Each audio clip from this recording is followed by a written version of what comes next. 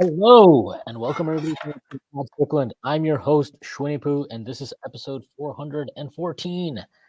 I'm joined on this glorious July 4th on Independence Day, where we are not fighting aliens today. I'm joined by Stacy Patton. That is at StacyPatton89 on Twitter /X. Stacy, how are you doing? We might have to fight Wemby soon, so that's an alien. Me. I'm having a very American fourth. Went to the gym, played some basketball. The None of that greatest is American. I don't think going to the gym is very American. The great basketball is the greatest American sport. If someone's gonna say, "Oh, Naismith was Canadian," it was invented in America. So yeah, well, I think there would be a lot of NFL fans that would disagree with you, unfortunately. Yeah, can you compare amazing dunks to CTE? That's a fair point. You can. All right. We're not here to talk about CTE. But before we get started, I do have to make a few announcements. First being that the Strickland has Instagram. Check that out. That is at the Strickland line on Instagram. We are posting all kinds of new content on there. The Strickland also has a YouTube channel where you may be watching this podcast. If you are not done so already, please hit like, subscribe to the channel, leave us a comment. That'd be a huge help to us. The Strickland also has a Patreon, which you can subscribe to. There are a number of different tiers. There's a $6 tier that gets you access to Pod Strickland's podcast that I host every Friday with Prez. You also get access to Takes from Obvious Bozos, our newest podcast that is hosted by Andrew Steele and Zach Blatter. I don't know why the hell I forgot that for a second. You also get access to the Strickland Discord with the conversation never stops. There are further tiers. There's a $9 tier that gets you access to Strickland Roll, my solo pod, where I rant about the team more. You also get access to wonderful premium articles by Matthew Moreno, one of the best in the business. And now you get access to Strictly NFL, which you guessed it is our latest podcast that is about the NFL that is hosted by Constantine Metricos. There are further tiers. There's a $15 tier, $30 tier, $50 tier, and $100 tier. Those come with a variety of additional benefits like listening to pod recordings, merchandise discounts, and even potentially co-hosting a podcast alongside yours truly one day, whether you choose to subscribe or not. None of this would be possible without you. And none of this would be possible without BetOnline. BetOnline is your number one source for the NBA Finals and Stanley Cup Finals this season. Every stat, every matchup, and even live odds and spreads while the games are being played.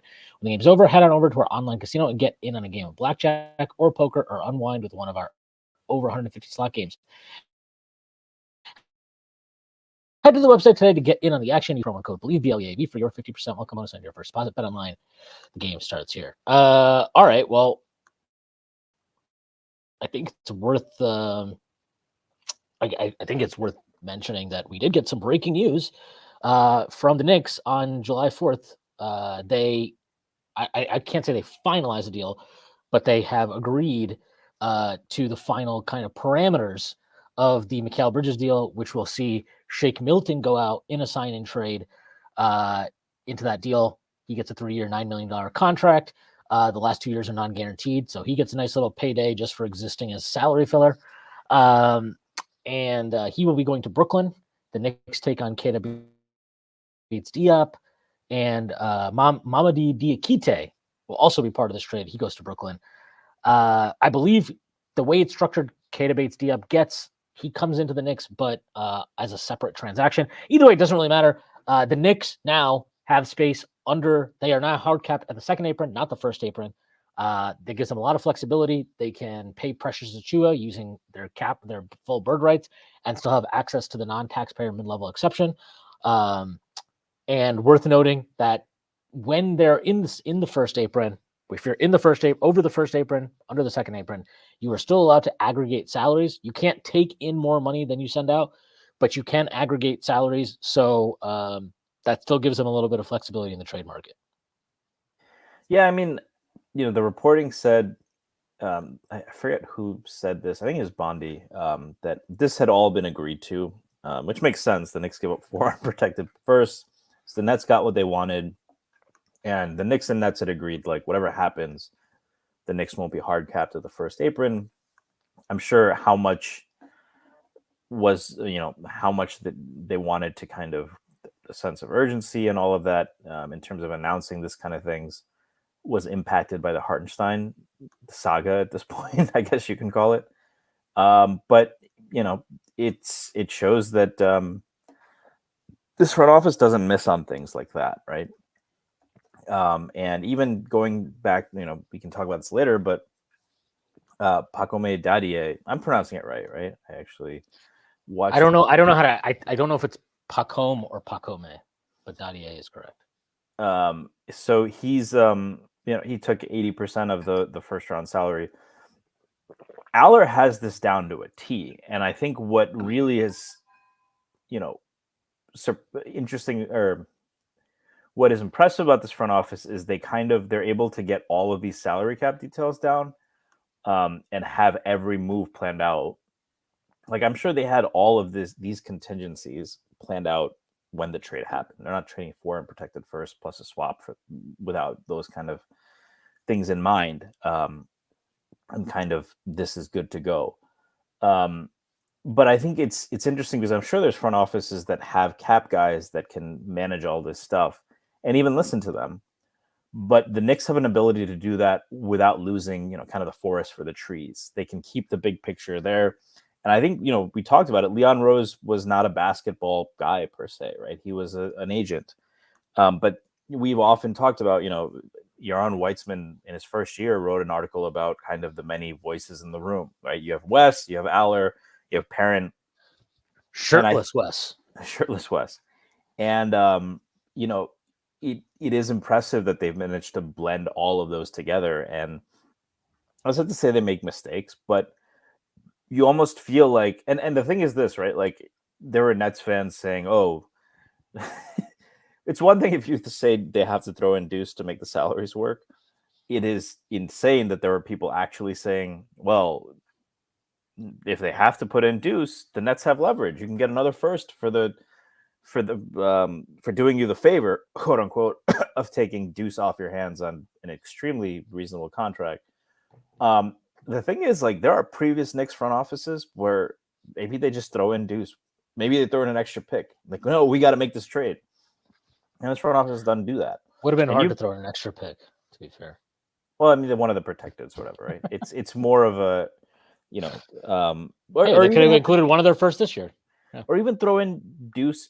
Like, I'm, even that, that Melo trade, they could have negotiated harder. If they really, like, they could have. I think this is a front office that fights to keep Timofey Mozgov in that deal, and is probably pretty successful. Probably successful at that, right? It's just Deuce as a throw-in was such a non-starter, and we all kind of knew it because this front office is just. But we should appreciate how different that is from previous Knicks front offices, where, oh, okay, we have to throw in Deuce to get it done. Fine, he's just a bench player. Now they can use him. Like, now they can actually use him if they want to get someone like Walker Kessler, and we can talk about that. But 4 unprotected first. This, how you judge this trade is going to be just how well Mikal fits in with the team, how much that elevates them, having another versatile wing, as well as, can he scale up a little bit in terms of creation? We saw when he's the number one, not great. Saw when he was number 3 in Phoenix, you probably need more than that from him, particularly if you're, if Randall is a little up and down in the playoffs, even if he improves. So they paid a steep cost, but in terms of how they've handled this and, how the different compartments of these inputs that come into Leon Rose come in, it's tough not to give them a ton of praise. Yeah. And worth noting, you mentioned that how Dadier is taking, he's taking 80% of the rookie scale instead of the typically, from my understanding, I think you're allowed to do up to 120%. And typically teams just do that for rookies. It's kind of like it's not really something, it's like one of those things that they don't have to do, but is accepted business practice to give the 120%. I'm assuming, and this was pointed out by Chris Percy, and I think there's a couple of things happening here. He messaged, but he said that it's possible that he maybe was projected in the second round, I believe, and the Knicks were like, hey, we'll take you in the first round. You're going to get paid more than you ever will in the second round, but you got to do this thing for us. You got to take a little less money. And that's a quid pro quo for him. He gets paid more. He gets presumably, as long as he doesn't completely fucking suck, a 4-year guaranteed deal. And the Knicks get to save a little bit of money, give themselves more flexibility under the first apron. So, just a lot of interesting little tidbits there. And then to your point, like it's about that this front office, whoever deserves the lion's share of credit. I mean, personally, I think it's Leon Rose because he's the one that assembled everybody. But their ability to nail the details and win the margins on stuff matters. I mean, I remember back when the Knicks, they had that really fun 2012-13 season. But if you go back and look at that summer, all the transactions they did to assemble it, they lost the margins on almost every trade. It's like, why are you giving Raymond Felton an extra year that nobody else is going to give him? Why are you giving Steve Novak? I can't believe I said Novak. Novak a 4th year on his contract. Why? Like all these small things where for that next season it doesn't matter, but then down the line it's like, all right, well, we're paying a little bit extra to get off Felton. We're paying a little bit extra to move off of Novak or whatever. And those things add up over time. Like, in other words, they gave up, I think they gave up 2 seconds or something to get Felton in that trade. And it's like, dude, the Blazers fucking hated Felton. If people, I mean, nobody remembers this, but Felton, after he came to New York, he leaves Portland in the trade to come back to New York in 2012-13. He got booed in Portland for years after that, because they hated him so much there. So this is a player they had no intention of bringing back, and yet the Knicks overpaid both on the contract and the transaction cost to get him. And I'm not saying that's the reason why that era kind of fizzled out, but when you keep losing, the margins, it adds up. And, look, the Knicks are obviously, they paid over the top to get Bridges. We know that. I think there's a few reasons for it. One being that their picks don't actually hold that much value, especially particularly the ones closer to, expiry, I guess you could say, 2025 and 2027. It's very likely the Knicks are a good team, so those picks just don't have a lot of value for that reason. So you're paying more in volume because of that. And obviously the tax of, making a crosstown trade is its own thing. And yeah, but even with that, right, you go into this draft and what do, right? They move down multiple times. They actually come out pick plus. At the end of it, they end up with taking 4 rookies, which is hilarious. And then I think they net 2 second-round picks from what they went in with. So it's when you keep winning margins like that, and very, very specifically, they added seconds in 2025, 2026, and 2027. And 2025 and 2027, obviously, we know are seasons where they've given out their first round picks, and I believe their second round pick in maybe 2025 as well. So you need capital, you need draft assets, you need stuff to be flexible, and you need ways to add cheap talent. And they care about that stuff, and they do a good job of managing it. And it's you see what today, with Shake Milton, right? Him, because they signed him when they signed him, they were able to use him in the sign-in trade to avoid being hard capped at the first apron. And, in the process, it doesn't hurt to hey, you get a reputation around the league. Hey, if you are willing to play ball with them, they take care of you. And, I mean, we can talk about the fact that they have traded out basically everybody they've drafted at this point, aside from Deuce and Mitch. And this front office didn't draft Mitch, so that's a separate thing. But we've talked about this before, but they sent Emmanuel Quickly and RJ Barrett to a situation that's great for them. And obviously Quickly got paid, and they sent Obi Toppin to a situation that was favorable for him, and he got a nice contract after having a good year with Indiana. And, Quentin Grimes, who gives a shit? Fuck him. But most of the guys that they trade. Well, even Quentin Grimes ended up in a pretty good situation now. Not because of the Knicks, but they don't totally fuck their guys. They seem to at least keep in mind, hey, if we're turning this guy out, what's a place that might be good for them? Maybe that's a coincidence. It just seems like that happens way too frequently for that to be the case. But yeah, I look, we'll see what else they do, and there's a lot to unpack, and obviously we still have this Walker Kessler thing hanging over, which we'll see if that happens or not or doesn't.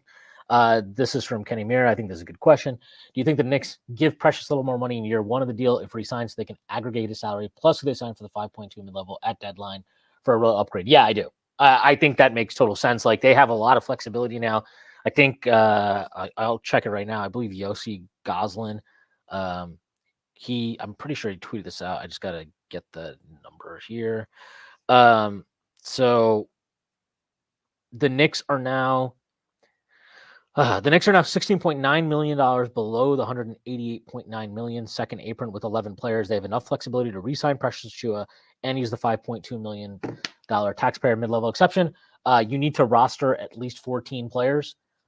So Precious plus taxpayer mid-level guy plus a veteran minimum gets them there with a little breathing room.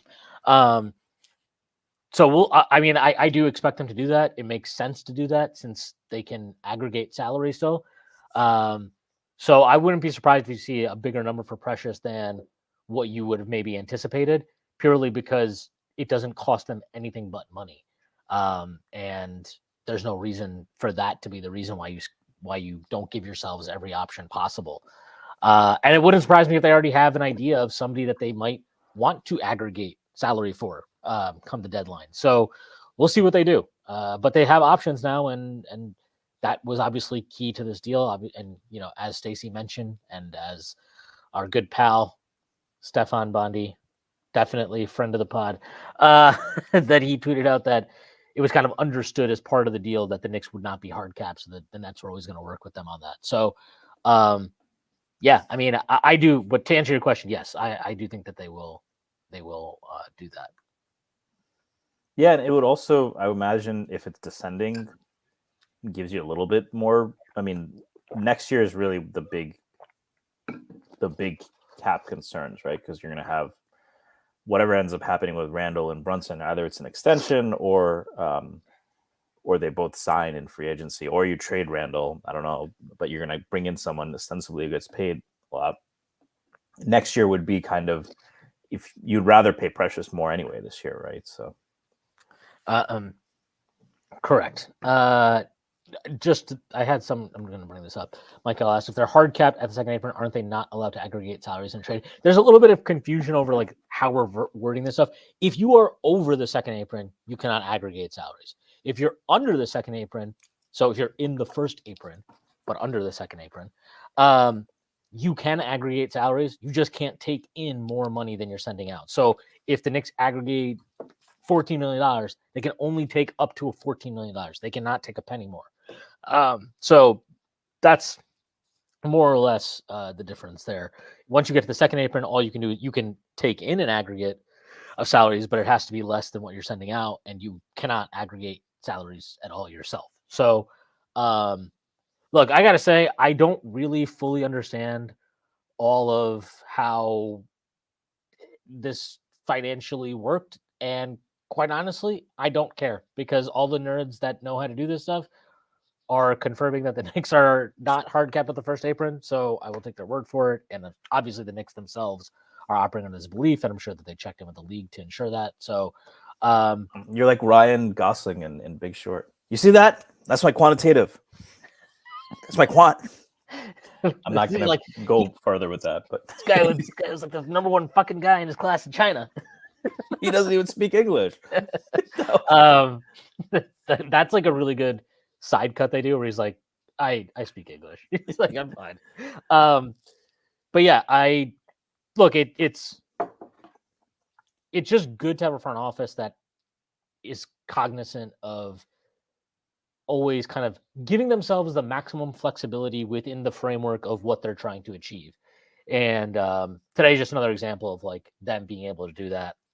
Obviously it sucks you lose Hartenstein, but now you have some options as far as finding ways to get in talent to potentially not replace him necessarily, but at least alleviate what you've lost with him going out. And that's kind of what we're here to talk about. It's funny because we spent a lot of yesterday in our Discord kind of trying to figure out what the fuck the Knicks were going to do. How are they going to do it? How are they going to pay these guys? Can they still keep Precious? If they keep Precious, what can they get to will they have the taxpayer mid-level exception? Will they have the full taxpayer mid-level exception? All these things. But I think you're probably higher on Precious than consensus. I like Precious. I don't necessarily view him as like anything particularly special, but I do like the kind of versatility he gives us with his ability to execute different defensive coverages. Thank you to Parrish Duggar for the super chat. Appreciate it. Salute. You guys always do a great job. Hey, great to hear. Thank you for joining us today on July 4th. But yeah, like, so Precious does give us a defensively versatile look that I don't think other players do. And I'll let you elaborate on this because this is kind of like has been your thing with Precious, and why you feel like it's important for the Knicks to bring him back. Yeah, I mean, I'm gonna start with actually the thing I've been thinking about the most, and what I think is most impressive for a guy who's often been criticized for his feel, and kind of having these brain farts and all of that. He got here in January, right? New Year. Was getting inconsistent minutes. Really struggled. And let's be honest, right? What Tibbs asks of his centers is not easy. And we saw even Hartenstein, right? You can say the Achilles was an issue, but when he first got here, if you remember, he was often making mistakes on defense. Precious not only kind of figured it out, but he was legit good. He was arguably our best option at center on defense. Now, Mitch was awesome in that series against Philly. I don't want to diminish that, but the ability to switch OG and Precious, Bridges and Precious now, right? His mobility on defense. I mean, he had that one block on Embiid at the 3-point line. Crazy athleticism, has the strength to kind of hold his own. Embiid, you can say he was injured or whatever. I don't think he's really showed to be a liability in the post. Him and Sims were our only two centers that one game against Jokic, and you can say that's one game, one regular season game. For me with Precious, and he's only 24. So if you can gain that much ground to become a viable defensive center, a good defensive center in a Tibbs scheme in less than half a year, I think that matters a lot. I think people really overweight how bad he looked at the 4, and I will completely say I don't want to see him play the 4 again if possible. But and even on offense, he gives you more than Mitch does, and that also slowly improved, right? Off the dribble, even a couple of nice passing flashes, can hit the occasional corner 3. Prez has said this, he needs to lock himself in the gym and just shoot corner 3s. But the reason I bring this up so much is that, I bring it up especially in the context of the Walker Kessler trade.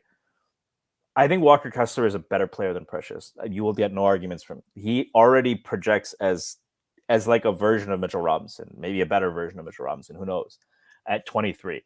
But you can call this, we were talking about this in Discord, and you said, well, this is kind of an obsession with Boston. You don't call it Boston. There are teams that go 5 out. And I really worry about the fact that as great as our center play has been, that gets neutralized because I think Mitch is capable of going out. If Tibbs is like, do not worry about the rim, go out and defend Porzingis, go out and defend Miles Turner, do not let him get a jumper up. I think he's mobile enough to handle that.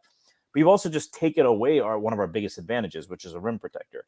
And now you might say, well, we have Bridges, we have all these we paid for all of this, these point of attack and on ball defenders that should be able to stop penetration. That's still really hard. And how much is a guy like Mitch giving you, or a guy like Kessler even giving you at that point, as opposed to someone like Precious? I really like that look, and having that as an option is important. And I think yesterday you said, well, that's something you can take care of. I agree. If you have the opportunity to get a guy like Kessler and it costs you Precious, which doesn't look like it would at this point, you do it anyway. But I also would disagree that that's an easy role to find, like a truly mobile 5 in that mold. Like Precious, I would go so far as to say on defense, it's poor man's, but a reasonably hard, working class, solidly stable version of Bam. Obviously not Bam, but he does a lot of those things. And it's important against Boston, Indiana, even Philly. Vivek, thank you for the super chat. May the 4th be with you. Mikal's Knicks number 25. Appreciate it. I do agree that, again, I think Precious, I was saying this after kind of like the first month where we had OG and Precious, but I thought the looks with Precious at the 5 next to OG, either at the 4 or Randall at the 4, whichever way you want to put it, or OG at 3, Randall at the 4, whatever. I thought those combinations were good. I have not even put the numbers in. I could probably do that as I'm speaking, but like I thought they looked really athletic. And to your point, yes, they were. It just felt different than what we are kind of used to seeing from the very cookie cutter way that Tibbs has, and quite honestly, the front office has kind of been like, okay, our centers do these things, and this is what they do defensively, and that's like it was a deviation from that, and I do think that deviation matters. We saw in the playoffs as well that Precious, when he was at the 5, was useful. He was really good against Philly, and he did a great job on Embiid when he was called upon in Game 4. So he does give you something defensively that you don't necessarily get from everyone else. For what it's worth, Julius Randle and Precious Achiuwa played 52 minutes without OG Anunoby. They were terrible in those. It's 52 minutes, so who fucking cares? But it's 52 minutes. They were minus 30.6 net rating. In 159 minutes that Precious played with OG Anunoby and Randle off the floor, plus 24.3 net rating. In the 42 minutes all three played together, it was a plus 47.7 net rating. Very small samples across the board there, but I did like the way they kind of fit. I thought, again, it gave you size 3, 4, 5, even though Precious himself is a little bit undersized for a 5. And the main thing, and it's like, this is where I and now we have another option with Bridges there, right? So yeah, so you have options, but like the thing, when we were talking about Precious, and the reason why I don't like, because the context of the conversation we were having was, would you rather have Kessler? Would you rather trade for Kessler if that cost you bringing back Precious? And one, we don't need to worry about that right now anymore. Two, to me, that's not the correct way to look at it, because as important as it is to have options to match up against Boston, the Knicks right now do not have a long-term center, in my opinion. I love Mitchell Robinson. I have a very hard time seeing him be somebody that the front office commits to long-term, given his health issues over the last, his first career, more or less. And also his limitations. Like, he has. Yeah, I think he's a top 10 center. I also think there are kind of very significant chinks in the armor that can show up at the worst times against certain matchups. What he doesn't do well, he does terribly, basically, or is non-existent in some cases. But like, I don't think that I think he plays out this year in New York, and then I think the Knicks trade him on the final year of his contract. I don't think they will extend him. And so, to me, looking at the roster, then the one position you can feel very strongly that they don't have, and they're not well stocked at, and don't have a long-term solution at, is center. So if the opportunity, if part of the transaction cost of the Knicks potentially getting somebody like Walker Kessler, again, this is not a decision now that they need to worry about given the flexibility they've opened up for themselves. To me, prioritizing, Precious matters. Precious gives us an option we don't have over what, getting a guy like Walker Kessler, who is good, but is very duplicative of Mitchell Robinson, of what we already have, on the roster. To me, that was always the wrong way to look at it, because sure, maybe this 1 year you don't have that option, or you don't have that option right now. If they did it right, like they wouldn't have had the option, whatever. But you got to prioritize the long term, kind of like, hey, if we get a guy like Walker Kessler in, now you've potentially just solved who your starting center is for the next 3, 4, 5, 6, 7 years. And that should take priority over, Precious might be the best option we can get for Boston.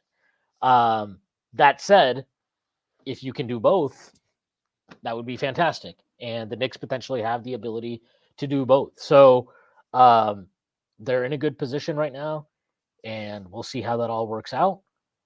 But it's hard. I do think Precious should come back. I do think that he gives you some needed depth in the front court and needed versatility at the 5.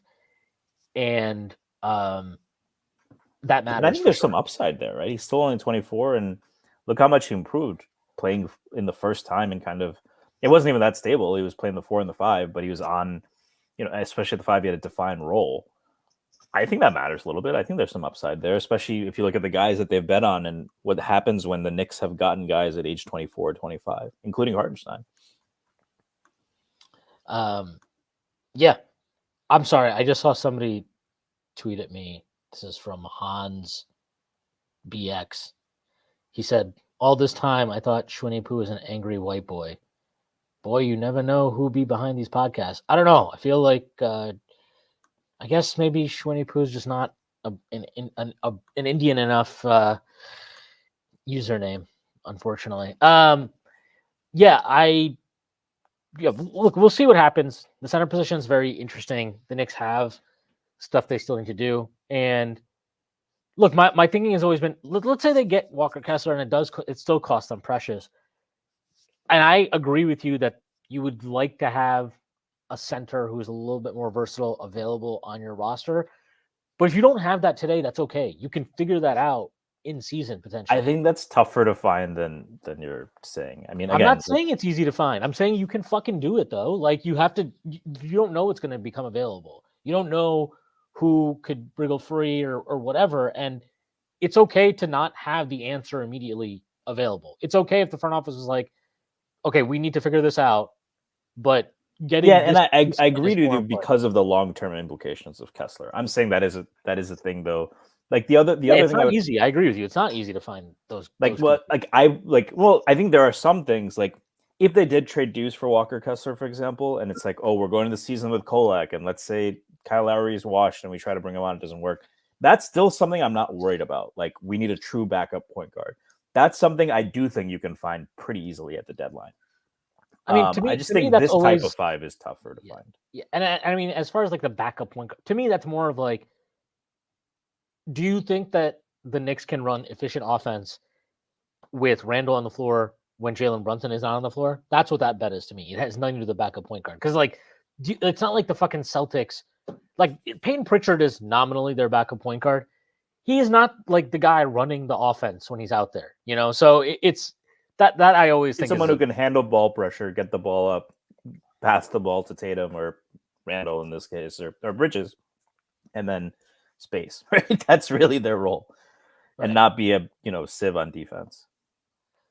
And yeah, I gotta bring this up. Kenny Mir posted this. Tony Jones, who has me blocked because he's a jackass. Tony Jones said the Jazz aren't looking to move Kessler. He can say that, but Kessler playing in summer league is more telling than a Jazz mouthpiece. I mean, this is the same guy who pretended last year that the Jazz could totally keep Donovan Mitchell. He does nothing but report exactly what Danny Ainge wants him to report. And as you said, he is a Jazz mouthpiece. I don't buy that for a second. I'm sorry. Like, it would not be out there that they're listening to Walker Kessler, and it's been reported a couple of times now. It wouldn't be out there if there wasn't something to it, or if Ainge didn't want it out there. I'll put it that way. I think the fact that Scotto is the guy that kind of got a hold of it tells me that Ainge wasn't trying to have that leak out because he wants to deal from a position of strength. But I think it's getting out. And, again, I went over this the other day with Prez. Like, I think there's plenty of reasons why the Jazz are probably trying to get out of, they're definitely trying to get out of the Lauri Markkanen business. And I think that they're trying to potentially move Walker Kessler, who probably just doesn't fit in with what they want their long-term vision to be. And also might, unfortunately for them, win them some games if he remains on the roster going into the season. So he's, I just think there's something to the Walker Kessler thing, and whether he ends up on the Knicks or not, I do think he gets moved. So that's what I do. And then, this is the part that I think we've all debated, and we were debating this yesterday. Not just yesterday, over long periods of time in our, Discord, but like the counter, a lot of people will say, right, to push back on you if you were like, well, we need Precious because Precious gives us something that we don't have at the 5 otherwise, is, well, we can just play Randall at the 5, and now we have OG and Bridges, so they could be able to cover for him. And, one, we haven't seen Tibbs ever really be comfortable using Randall, nominally, whether he's the 4 or the 5. using him on the floor without a true rim protector behind him. And some of that might be that he never had the wing options to feel comfortable with it. Now he does, so we'll see if he leans into that. But the other part too is just like Randall is not a good defensive player, and so you have to kind of judge, well, am I going to be able to get enough offensively to outweigh what we, give up on the defensive end? So I don't know. I don't really have a steadfast opinion on that. I just think it's something that he needs to utilize and at least try to develop, regardless of how we address the center position. It will be extremely disappointing and frustrating if, let's say we do get Walker Kessler and bring back Precious and we never even try that. I think that would be very frustrating. And I think, and you brought this up, but like, if that ultimately is something that you never try and you're in a series against Boston and that's, an option that you never really give a chance to, that is something to consider when you're evaluating Tibbs and whoever at the end of the year as the front office. Yeah, I mean, the stakes are different now, right? That's in his first year, there were things we felt like, and people would rightfully say, look, they lost to Atlanta. There might have been things he could have done differently. Maybe if he had started quickly or Rose instead of Elf earlier that season, they would have been in a better spot. Do you really think that was making up a 4-1 difference? And I think that would have been fair. I think against Miami, against even this year, given the injuries, there's nothing you can say, where, especially given where the Knicks were, they probably weren't quite a title team, especially with the injuries. It's different. But now, given what they've invested in Bridges, what they're clearly the front office is giving him the leeway to do, you have to try it. What I will say is I don't think that I would want that option as well as Precious. And that's the thing that happens with Tibbs. And I think he has expanded and been willing to experiment more. So I'm actually, when I say serious, I said this on the Strickland, like in the Strickland, like if he doesn't try this, that's grounds to serious conversations. And they're like, oh, you want to fire Tibbs? He's the greatest coach. And no, I don't. And I actually don't think it'll come to that because I think the guy is going to have to try that because I don't really give us a good chance of beating Boston with just a traditional 5 out there. I think that's what would have doomed us, even if both teams were at full strength last year. And I think this was a championship caliber team, but 5 out is 5 out. And it's just a problem that has plagued the Knicks, even against guys like Brook Lopez. And the Celtics definitely have better options than that. So it has to be an option, but you still are going to need Randall to play a lot at the 4, just because minutes are minutes. You're still going to need, and especially because OG has these health issues, right? It's not like Randall is going to be, I think I did a minutes breakdown and, you can, like, the way I was thinking about it is to minimize, also to show that, like, the backup center thing probably isn't as big a deal as people are saying. If Mitch is healthy, big qualifier, you give him 24 minutes and then you give Randall 12 at the 5. That leaves 12 minutes for a guy like Precious. And then you'd give Randall another 24 at the 4. But the point is, like, now you can kind of ramp up those Randall 5 minutes and ramp them down at the 4 and play, maybe Hart there a little bit more.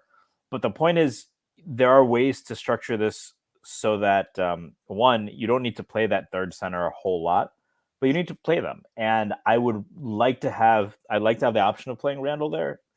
And I would also like to have the option to play a better defensive center there who is also more mobile, allows you to do. Precious isn't a 5 out guy, but he can dribble, he can do some things. And the last thing I'll say is, how high is the upside of that offense? The Knicks already have a guy. We've seen him in 5 out before he took this leap in Dallas. That was the big question, if you remember. When Brunson came to New York, well, New York plays a traditional center. Dallas allowed him to go 5 out. He's played with 2-3 non-shooters at the same time and still puts up buckets. If you have to play Jalen Brunson one-on-one and you cannot help off anyone, who are you going to help off of in that lineup? Dante? No. Bridges? No. OG in the corner? No. Randall, even if you're willing to help him off because he's not a good shooter, the Randall with a head full of steam going to the rim is not something you want either, and he could hit the 3. And on the same note, can Randall make reads if they do send a double? I don't think it's so plaguing a problem that if you're really doubling off DiVincenzo or OG or even guys like Hart, and Randall has post position, which he'll probably get quite a bit in this lineup, he's also unguardable in that lineup because he can drive from the perimeter, he can post up, and he's a good enough passer to take advantage when your shooters are the shooters they'd be surrounding. That over under 140 offensive rating on that lineup. Honestly, that might sound crazy. I think that's a lineup that can outscore anyone. And the question is, how good is it defensively? And I brought this up too. This reminds me, that lineup, if we were to go with it, it's obviously not our main lineup. If we were to go to it, reminds me a little bit of the experiment Chicago ran, right? Where they had 3 poor defenders that are offensively oriented. They had DeRozan, Levine, both poor perimeter defenders, and Vucevic. And it worked. They were actually, I think, top 5 in defense before Lonzo got hurt because Lonzo and Caruso were that versatile. So you have a version of Caruso that's bigger, by the way, an all NBA caliber defender, both on ball and off ball, in OG. You have a guy who's actually made first team all defense in Bridges, but is a really good team defense with the Suns. Yeah, I had no idea. I remember. Oh yeah, that's right. I disagreed with that. I don't. He's a weird. Yeah, he's a weird player because he's like a guy who I thought was overrated. And then now, because the Knicks traded for him, he's become underrated. It's very odd. Very I think you might just like him better now that the Knicks traded. No, I think people are like shitting on him now, and like I'm like, wait, I thought he was like when he was in Brooklyn and they got him for KD, he was going to be the next Paul George. Now he's a role player. Yeah, that's just the way. It's very odd. Howard Beckisham. Yeah. But the point is, you have the ability to kind of replicate what they did and worked out really well for them. And our third defender, even if it's Dante, isn't that bad in that lineup. That's actually a solid defender. Now, I think the counter would be, well, as bad as Vooch is on defense, he's still a 7-footer at the rim when you drive. Fine. But I think that's like a lineup that should blow teams out of the water on offense. Just on Brunson alone. Forget even Randall. Forget the fact that Bridges can do some things. Forget that OG showed some creation. Forget Dante showed some creation. That should be an unguardable lineup. I'm saying 140 offensive rating. And I think it should be more than viable on defense. I don't think it's like going to be a train wreck. Yeah, there's going to be times when Randall doesn't help because someone gets beat off the dribble. I don't think you're going to have a lot of guys get beat off the dribble. And even when they do, you got OG and Bridges as help defenders. And even when they get threes, they better hit them. I think that's the only way. It's like if you get so much penetration and you're just automatic from 3. But I don't think like that's a team that's a lineup that would get blown out of the water on defense. I do think it would blow teams out of the water on offense, though.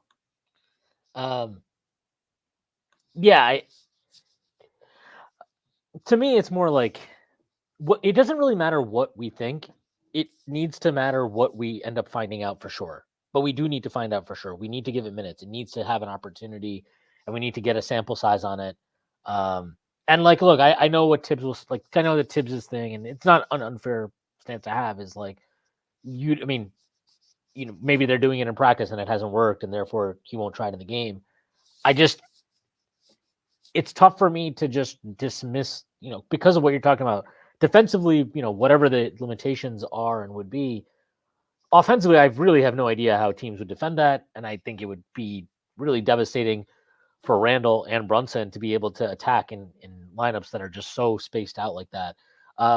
Thank you to Brian Benjamin for the super chat. Appreciate your support. But yeah, like to me, I can agree that I think there's a chance that the defense is so bad that it doesn't matter how good the offense is. I would like to see it though. I would like to see that on the floor. I would like to see it given a certain amount of minutes so that we can see what it looks like consistently over multiple games in the NBA at the NBA level. And just know for sure, is it viable or is it just not going to be tenable on the defensive end of the floor? So, yeah, by the way, I see this. Nick Yak is in here talking about Huck Porty. Me and Press talked about Huck Porty extensively the other day. So I'm with you. I think there's a chance that he ends up being a really good player, a really solid center. But if you're the Knicks, you cannot assume that's a given. I don't think you can operate that way. So bringing back Precious and bringing in a guy like Walker Kessler, I think gives you some certainty. And also if Huck Porty ends up being a solid center, guess what? If you trade Mitch next summer, then you're still okay. Like you still have 3 centers. So I don't think they need to assume anything with Huck Porty. If he is that as good as we hope and think he could be, great. You can figure out that logjam later. He is a rookie, so it's not like you're, at some critical point in his career right now where you need to make a decision on him. But I think you want to just give yourselves option, and you don't want to put too much on his plate to begin with because there's a lot of pressure and expectation, obviously, for this team this year, and that heightens kind of the magnifying glass that those, any player who starts getting minutes will be under. So I don't think you want to put, and you don't want to leave, again, you don't want to leave yourself in a position where all of a sudden you're like, well, Mitch gets hurt and now Ariel Hukporti, like you are going to play every single night and we need you to contribute ASAP. So, it's good to give these younger guys time, especially somebody who's coming from overseas, give them time to get acclimated and adjusted and not to put too much on his plate right away. But yeah, going back to the Randall part, we'll just see. I think it's something that they should do, that they need to give an opportunity to. Whether Tibbs does or not, I think is the big question.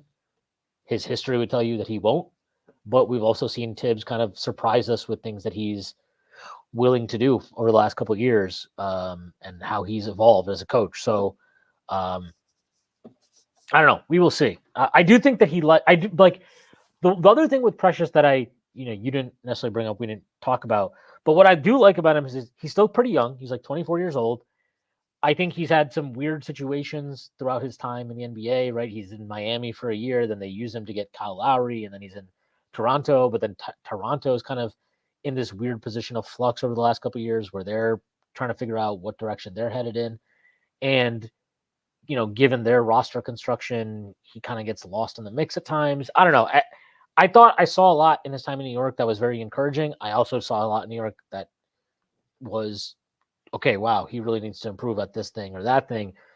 But Tom Thibodeau has a strong track record with developing centers, and Precious has athletic tools that are very impressive. His length, his athleticism, I think his just up like end-to-end court speed is pretty wild for somebody his size. I would like to see what Tibbs can do, if he's given the opportunity to coach Precious for a little more than half a season, right? I think there's something there, and maybe he can get him to hit another level just by being more consistent with, some of his kind of mental decision making.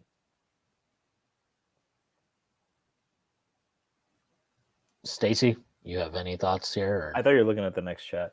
No. Yeah, no, I mean, that's what I was saying. It's like how much he improved in half a year, picking up, again, a difficult role in the Tibbs system for a contender that wasn't like the stakes were low, and showing up in big games. I think that was very encouraging. And yeah, look at 24, 25-year-old guys who come into this team.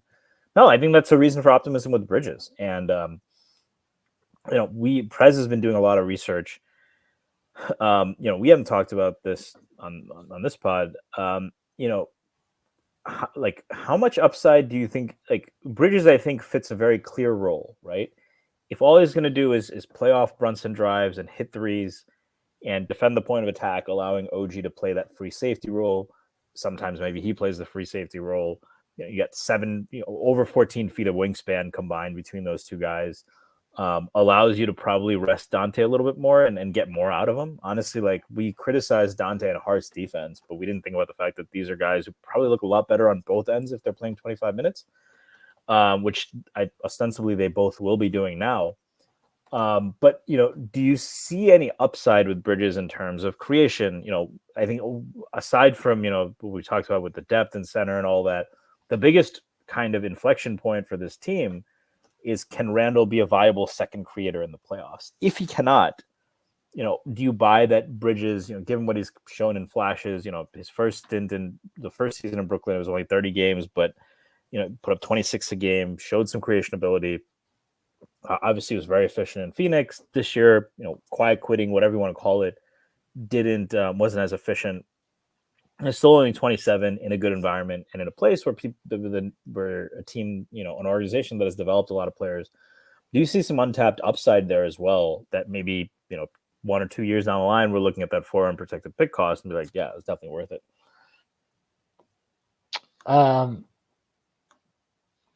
I don't. I mean, well, Bridges is just it is what it is. Like we gave up the price we gave up, and we have to lean in. We have to hope that he gives us enough as a player, and how we utilize him that it's worth it. I don't know. I don't feel super strong about what that necessarily looks like. Does it need to be that he gives us a little bit more creation pop? Does it mean that he's, just filling in the gaps in every lineup? It can be both. I I think it'll be good for him to get back into a lower usage role. He was clearly overburdened in Brooklyn. That was never a sustainable thing. I know he had a really nice half a season after he got traded, but to me, it was never going to be sustainable. Even towards the end of that half a season, he slowed down. Did not have a strong playoffs. But yeah, like coming to a situation where he's playing next to two guys who create advantages in Brunson and Randall, and he can get back to playing more off ball. And it's not just as a floor spacer, which I think is the wrong thing that people focus on with, or not, maybe not the wrong, but overly focus on with him. It's also that he's a really good cutter. He's actually been a great finisher at the rim in his career. I believe he has like seasons where he finished well over 70%. He might even be over 70% at the rim over the course of his entire career. I can pull it up right now. Even last year is like 68. What really cratered last year was 3 to 10 feet. He was like 39%, whereas earlier in his career he's like in the 50, like close to 50. So yeah, so he for his career he's a 72.5% finisher at the rim per Basketball Reference. He had his third year in the league. He actually was at 80.1% at the rim. His fourth year in the league, he was at 79.5. It looks like as his creation has gone up, his percentage at the rim has declined a bit. But again, now you're getting him back to being more off ball, putting less on his plate as far as creation. And even aside from Brunson and Randall, OG is obviously not some dynamic shot creator, but he's a guy who has offensive skills, and and Dante, obviously we know what he can do. And like having multiple guys who can on any given night be the third guy should in general lessen what you ask of him consistently, and you would assume would help bring him back up in terms of his general impact, and then also just his efficiency. So that'll be good for him, and I think that's definitely what the Knicks are banking on. yeah, yeah, it'll be because I think it's almost like Goldilocks, right? He was a third option or fourth option in Phoenix, and he was the first option in Brooklyn, right?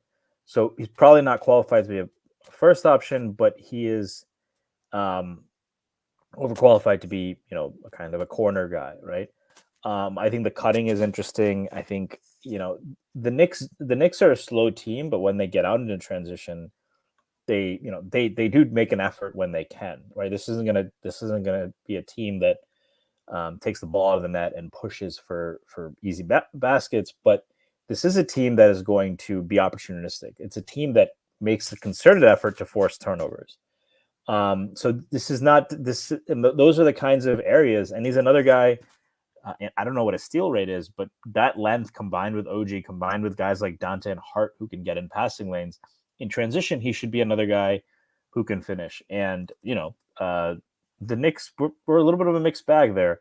I think in addition, if a team really is loading up on Brunson and doubling, as much as I think he's a great finisher to your point, he doesn't get there probably as much as you'd like. He doesn't draw a ton of fouls, but he can get to his mid-range shot and is quite effective there.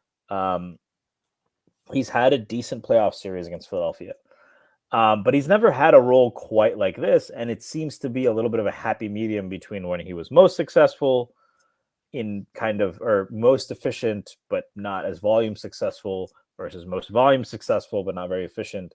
This seems to be that happy medium with, do you want to say Brunson is better than Prime Booker? I don't know. I'm willing to say that this team, top to bottom, probably is a little bit more talented than that Phoenix team was. He did play with Chris Paul too, right? Yeah. Yeah, This is a better team. This is a better team than that Suns team. There's a little bit more versatility, and he'll be locked in. And I think that the defensive ceiling is there too. I think the question is, the things that Prez has brought up. He has actually a pretty decent assist to turnover ratio, but probably doesn't pass the ball as much as he should. Now, how much will it make a difference that he's now passing the balls to his best friends as opposed to Cam Thomas and Ben Simmons? I don't know. But his best friends who also happen to be two of the best shooters in the NBA and Hart. Sorry, Josh, but not one of the best shooters in the NBA, except for a few playoff games. Like he did set at that 4+3 record, right?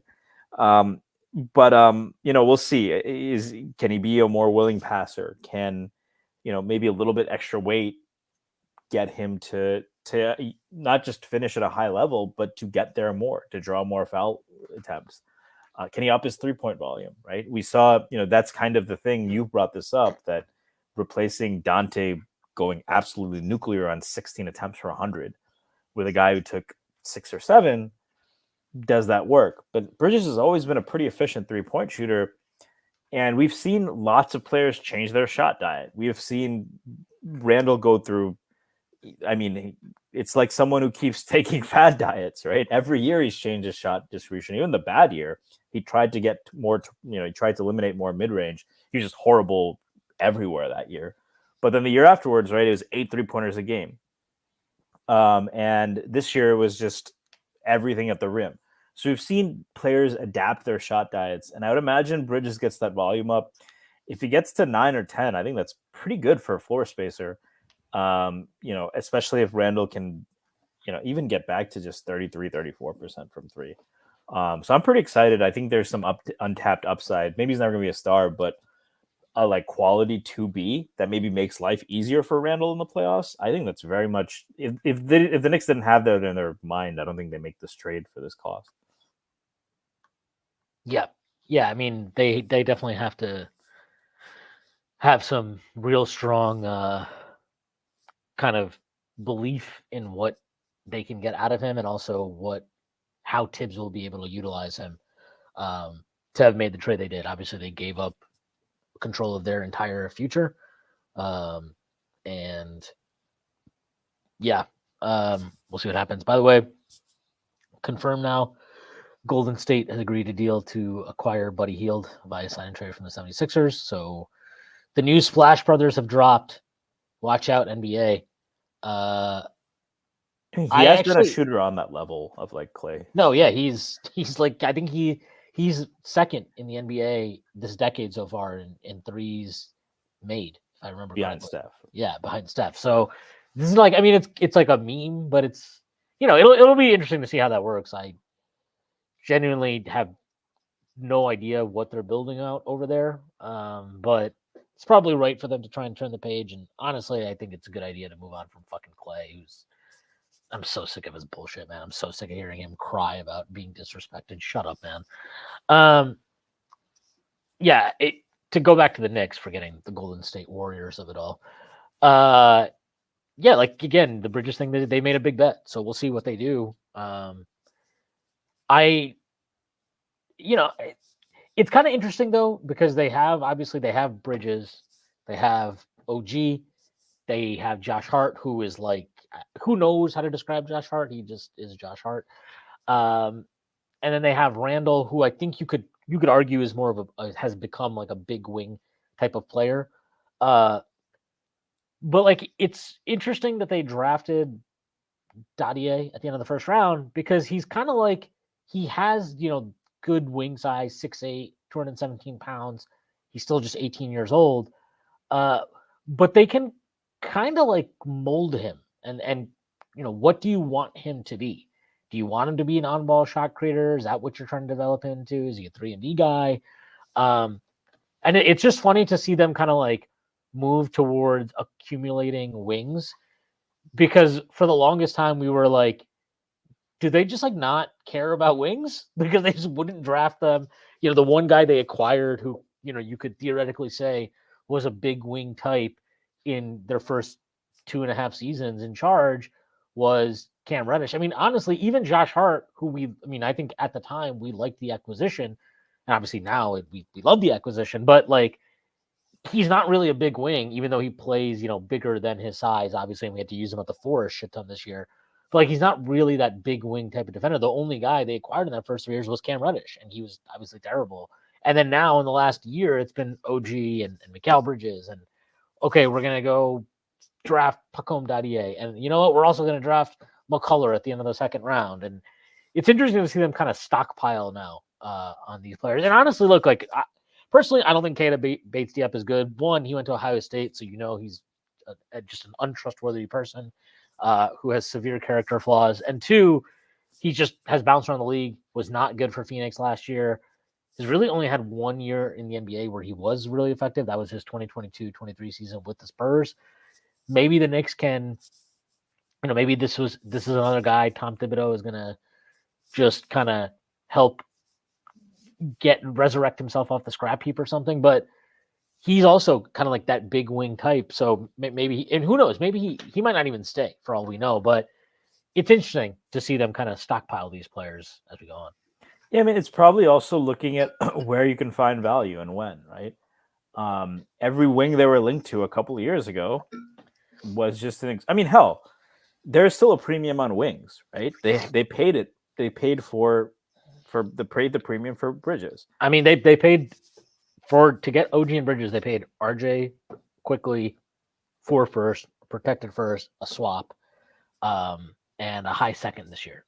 And Shake Milton and Diakite. Yeah.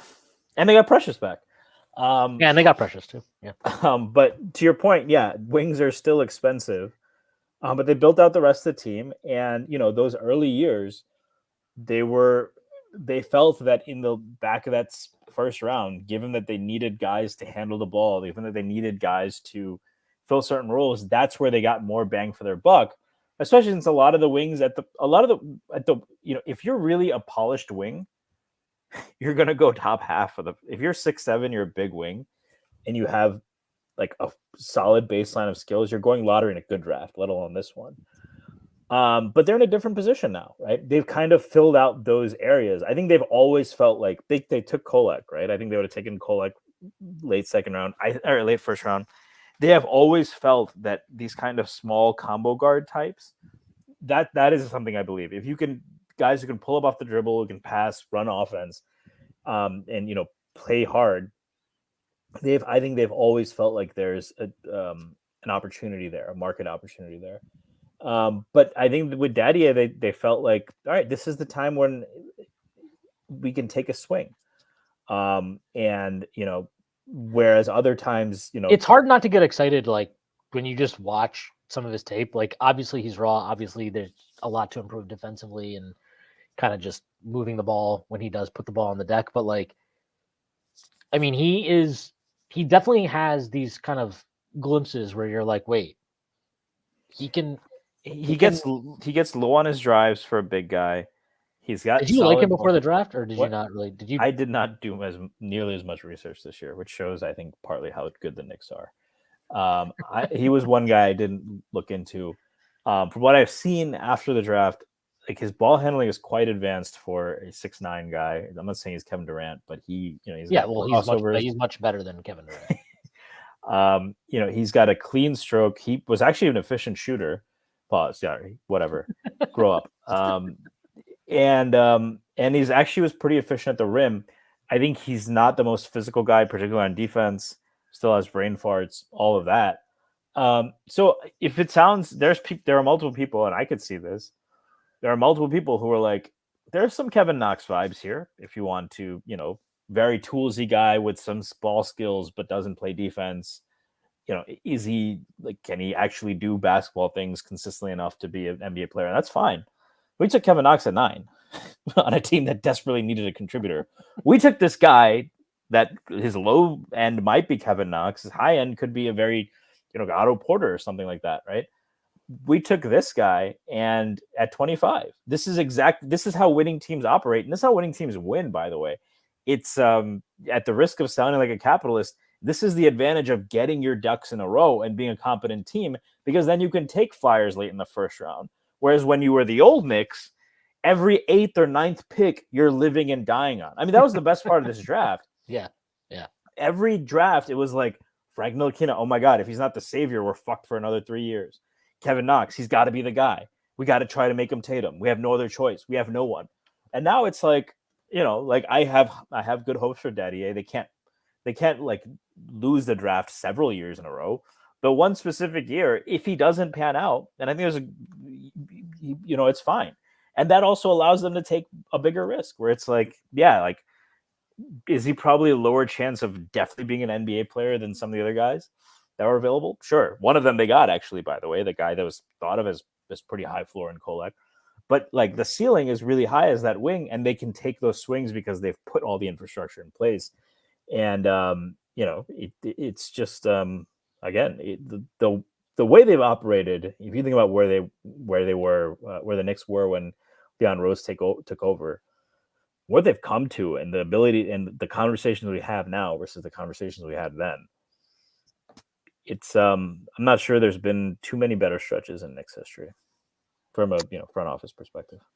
I mean, yeah, it's definitely one of the best. Yeah, and to go what you're talking about with Dadier, I mean, he's like interesting because to your point, the Knicks have not, and this was, Prez has obviously written about this a lot, like what have they targeted in the draft, right?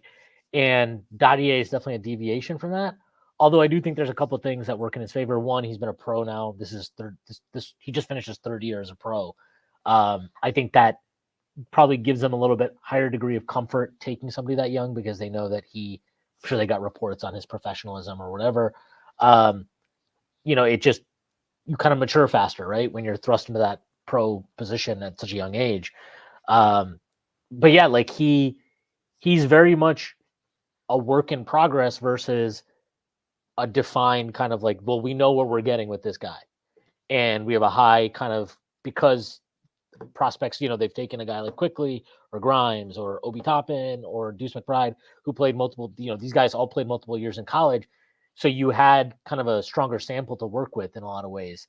Dadier is a little bit different, and they have that luxury now, especially because they don't need him to play off the bat, right? They don't need him to, oh, hey, shit, like we really need getting a hit here would be really useful because we kind of probably need this guy to step into the rotation if possible. Maybe he can come in day one and he's a rotation player. I doubt it. And I don't think that's why he was picked, but it's hard not to get excited though when you just watch the tape of him. But like, Kolek's another guy where we'll see what they do with Deuce, if he were to go out in a trade for Kessler, because Kolek is, he's 23 years old, so he's definitely one of the more experienced prospects in the draft. Did he play 4 or 5 years in college? Did he do a red shirt? Do you know? I think it was 4. Okay. Either way, he's a highly experienced college player. He's 23, so he's like 6 months younger than Deuce. Yeah, but he definitely fits in. Fits into the kind of what they have gone for. I think McCullough, obviously, he's very experienced. Huck Porty is 22.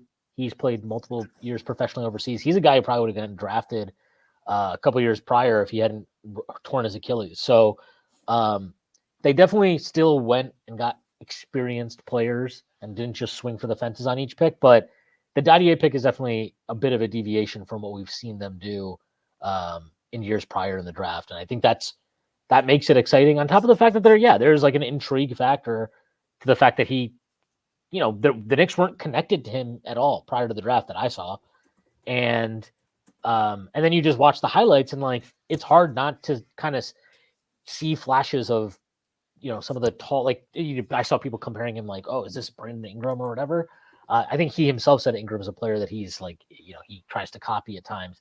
But the guy who I talked to Prez about this too, but the guy that he kind of like, if I'm the Knicks and I'm like trying to figure out what pathway I would want this guy to develop into that seems somewhat reasonable and realistic at times, maybe even, is somebody like Trey Murphy, who did not come in as like a super polished scorer, has had to improve his handle, was kind of like a 3-point bomber in college. That's translated really well, obviously, in his time in the NBA.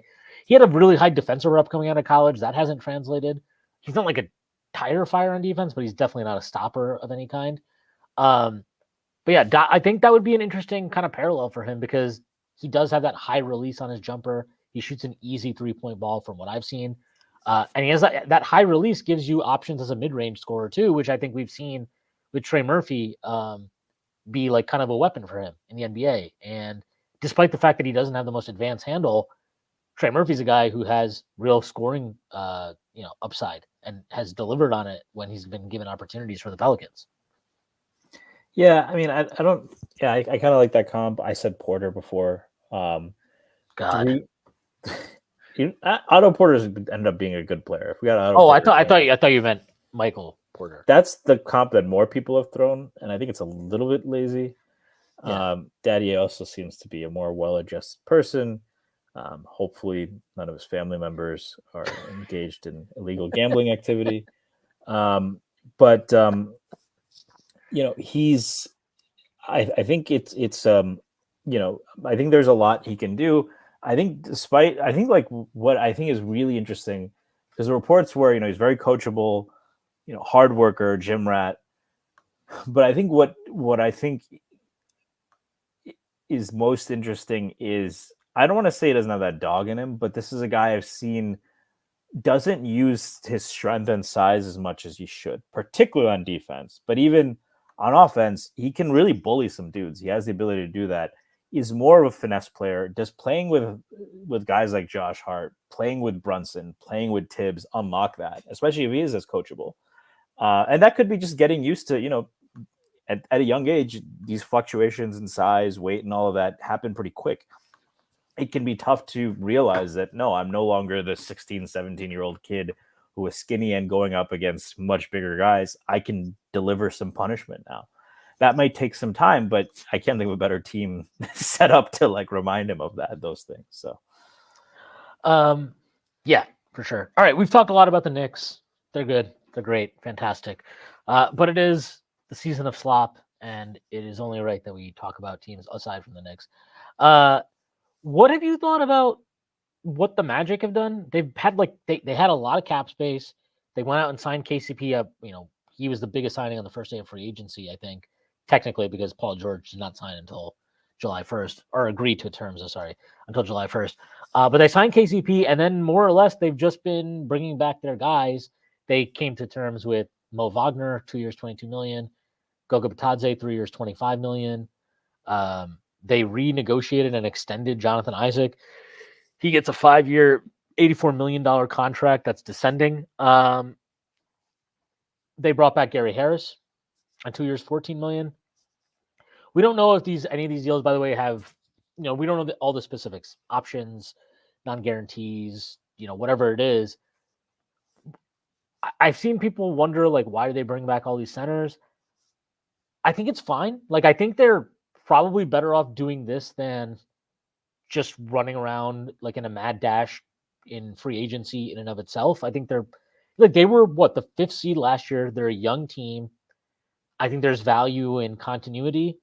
And if you don't have a lot of options available to you to improve, again, and they did improve. Getting KCP in is not some stupid move. It's a significant move, I think. Maybe more so for Denver than for them in a lot of ways. But bringing KCP, I think, is smart. And yeah, do they need more shooting? And could they use a higher level point guard? Yeah, of course. But if those things aren't out there, I think what they've chosen to do is fine and actually probably pretty smart. This is a team that, as close as they are to contention, they're not on the clock yet, right? Paolo will be up for extension after this year. Do you see him take another leap? They advanced pretty far. They had were they the 4th seed or they were the 5th seed. They're the 5th seed. So they lost the Cavs. But first play and they accomplished quite a bit. Were one of the most pain in the ass teams to play, and that was with Franz Wagner not playing very well. Spacing was clearly their huge issue. They got a guy in KCP that helps a lot with that. I'm interested to see what they'll do kind of with their guard situation. I mean, they have log jams everywhere, right? Besides kind of maybe wing. They have 4 centers. By the way, what's the more egregious contract? Mo Wagner or Bronny James or Thanasis? Is the Wagner contract? He's like an actual NBA player though. Like this is my thing. Like he's actually like he's fine. Probably doesn't get player. 2 for 22. Or was it 2 for 25? 2 for 22. Go 3 for 25. That's a little nepotism there. Yeah, sure, but like they can afford to do that right now. It's probably a 1+1. He'll opt out, and then they'll probably get him at a low number for multiple years starting next season. Yeah, but they have Mo, Goga, Carter still, plus however much they want to play Paolo, Isaac at the 5.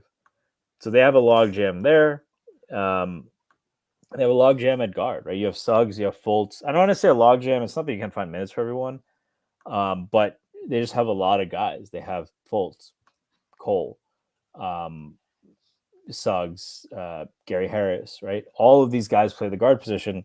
I think they're setting themselves up for some kind of consolidation move. I think they would have been interesting in the Paul George sweepstakes. They have a lot of different like to your point about consolidation. All these guys they signed obviously will be trade eligible in January, whatever the fuck it is.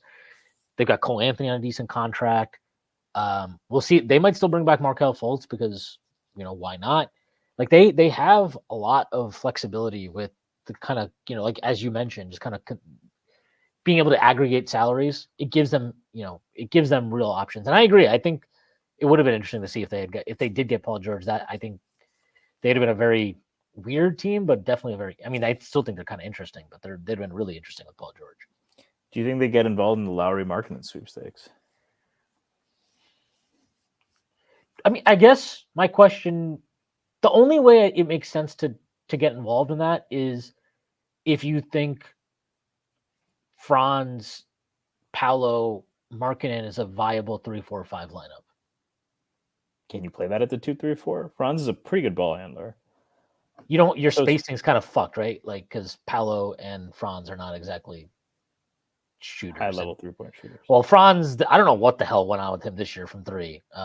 Just a huge regression from him. But like neither him or Paolo has established themselves as quality 3-point shooters, and then you're putting a lot of pressure on Markkanen to get the volume up, whoever your 5 is to get the volume up, and whoever the fuck your point guard is to get their volume up. I don't know. That one, I don't think it works at their 2-3-4. I think it could work if you think that you can get away with them at 3-4-5, which is possible. I don't know. I don't have a strong feeling about that.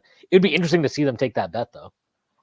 Yeah, I mean, you're looking at Suggs and another probably quality defender they can get at the 2, KCP at the 2. Can they cover up on defense? And of course, Franz is an excellent defender as well. You just don't have rim protection, right? Though Lowry is underrated as a defender, but he's probably not the best in that role. Just for whatever it's worth, Buddy Hield's contract, 2 years, $21 million. He gets $18 million in the first 2 years guaranteed. I don't know. This is all weird. There's a $3 million partial guarantee in the third year, and then a player option on non-guaranteed 4th year. So, yeah, just sorry to interrupt you. Thought it was. Wait, it was 2 years, 21, and then how much is the third year? The third year is a $3 million partial guarantee. So I think I don't know why Woj worded it like this. What I'm guessing is that it's like 327. And then they gave him $18 million in the first 2 years guaranteed. Then he has $3 million guaranteed as a partial guarantee in the third year, and then there's a 4th year that's non-guaranteed. By the way, the Knicks have signed Tyler Kolek to a 4-year, $9.06 million contract. League source said team option on the 4th year. First 3 years guaranteed. Just the same Ron Baker got. I hope they didn't give him a no trade clause.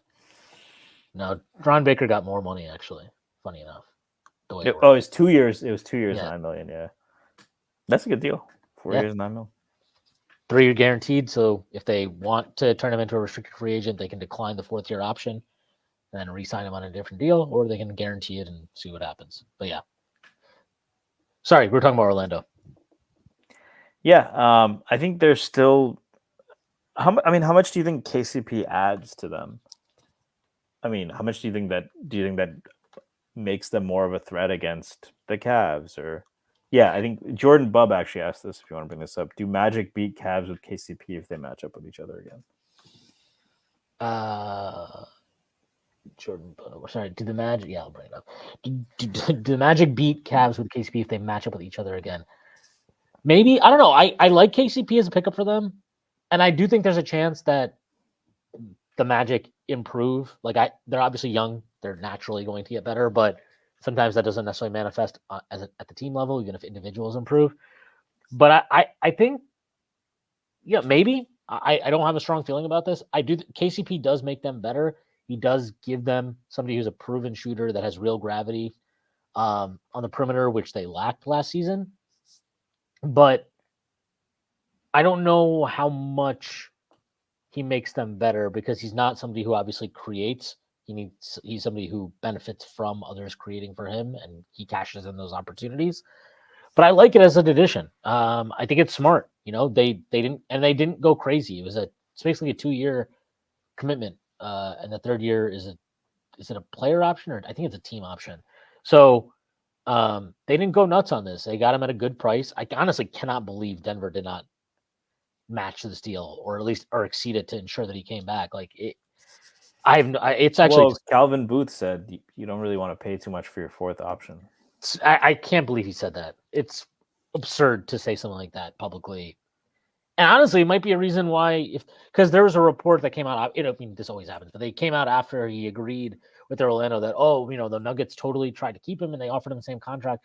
If I were KCP and they offered me the same deal, I'd been like, you know what, you can fucking kick rocks. Like, fuck you.